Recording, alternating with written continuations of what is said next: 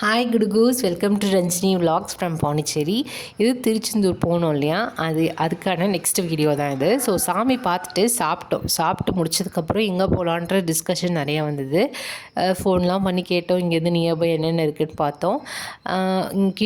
கிட்டக்கு means ஒரு 80 kilometre, 100 kilometre, 130 kilometre இந்த ரேஞ்சில் தான் வந்துட்டு ராமேஸ்வரம், கன்னியாகுமரி இதெல்லாம் காமிச்சிது. ஸோ ஃபஸ்ட்டு எங்கே போகலான்னு ஒரே டிஸ்கஷன். சரி, அதுக்கப்புறம் ஃபைனலாக ஒரு டீ கடையில் போய் கேட்டப்போ வந்து ஐந்தருவின்னு ஒரு இடம் இருக்குது, அப்புறம் குற்றாலம் எல்லாம் இருக்குது. சரி, வந்த பசங்களும் குளிக்கலாம் அப்படின்னு சொன்னதுனால குற்றாலம் போகலாம் அப்படின்னு சொல்லிட்டு, ராஜேஷ்க்கு ப்ராப்பரான வழி தெரியாது, ஏன்னா இதான் ஃபஸ்ட் டைம் போகிறாங்க. ஸோ வந்துட்டு கூகுள் மேப் போட்டு தான் போனோம்.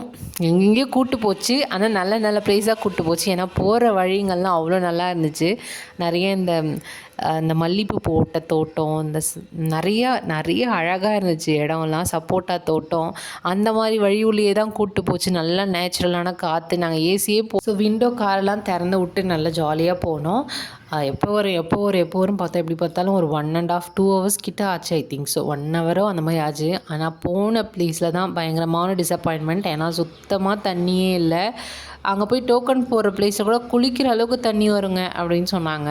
ஆனால் அங்கே பார்த்தா கான்லேருந்து தண்ணி வர மாதிரி வந்துட்டு இருந்தது. அங்கே பாருங்கள், ஒருத்தவங்க குளிக்கிறாங்க, அவ்வளோதான் தண்ணியே வந்துச்சு.